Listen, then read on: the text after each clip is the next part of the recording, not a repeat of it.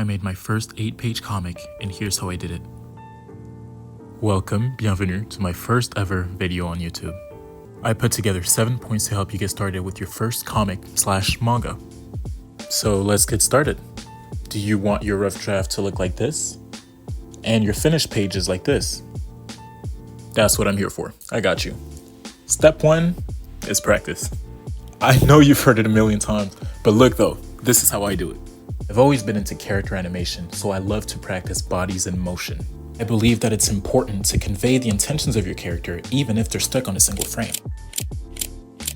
You'll find that figure drawing and live sketching will bring your characters to life. You'll find that it's important in an action scene with 2 characters going at it, or in a lively conversation between friends. On the topic of character expression, there's more than one way to sell the character's intention.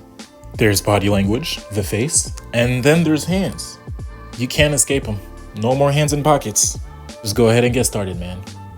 A hand a day keeps the doctor away, that's what I heard.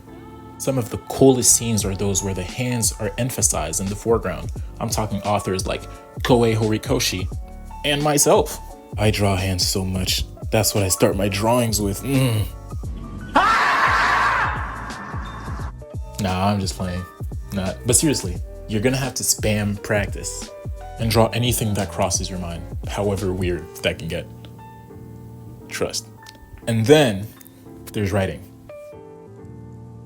You're gonna wanna have a rough outline of what your world is gonna look like so that your character can have a world to step on.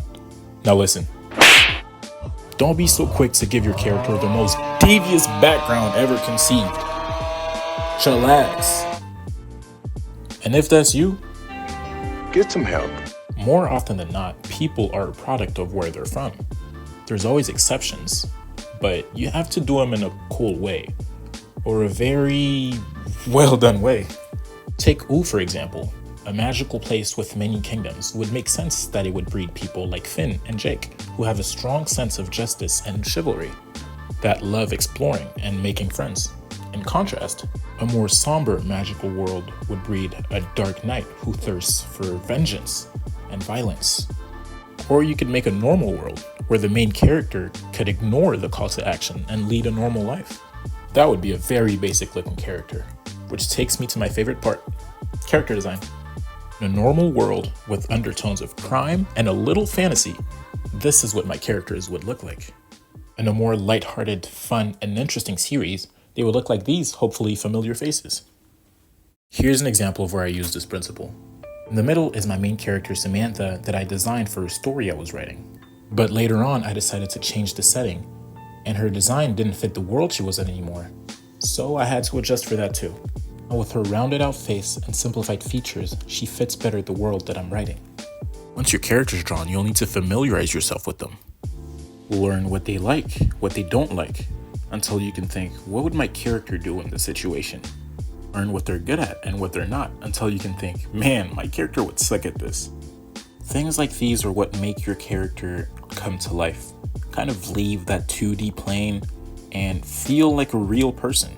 You can even go and animate them if that helps you with that process. But what is a good story without a good sidecast? I need to make a few more characters that can be companions, mentors, or enemies. It's important to make them relevant to the story and have goals of their own, not just revolving around the main character. Make them interact and see how they affect each other, and more importantly, what they bring out of each other. Are they here to make your characters laugh, or genuinely piss them off? Or both? Either way, a good sidecast that can move on their own and be able to make selfish decisions will count for the overall quality of your series. This next part is something that even industry pros struggle with. A good story. Yeah, now listen. I've seen so many comics and manga that just got canceled because they couldn't execute the story well. Good art alone ain't enough to put your book on the shelf. And I've seen comics with questionable anatomy skills get extremely popular, Tokyo Avengers, because their story was decent. So have an idea of where your story's going before you start drawing. And have the hook be, a little early. You don't want to make your new readers wait a few chapters for the story to get good. They'll drop it.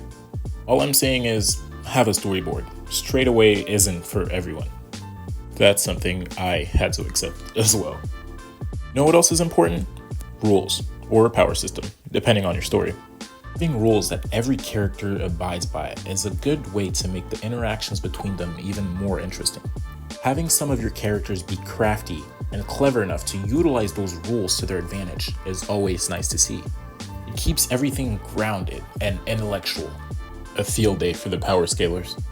But it also sets up for the most terrifying kind of character, of one who can straight up ignore the rules of a structured world, a character that every other one would be terrified of encountering.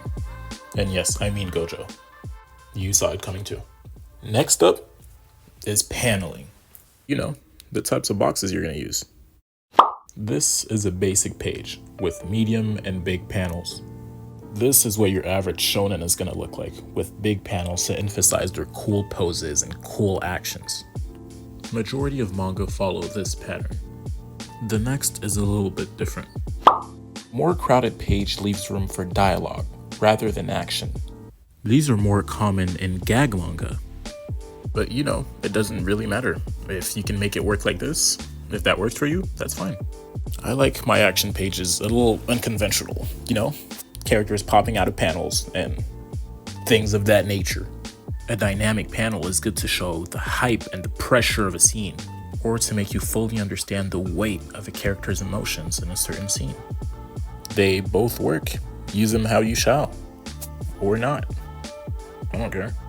The last one is one of the most obvious and important parts. Read manga or comics. Think about it. How are you supposed to be good at something that you don't actually understand? Read the material, start your own little collection, either digital or physical, whatever fits. You can always look back at them if you're in need of inspiration. And that concludes this video on how to get started with your first comic. Leave a like if you found anything I said to be useful. Comment on anything you would like me to go deeper in, and subscribe for future advice. Thank you, and good luck on your first comic.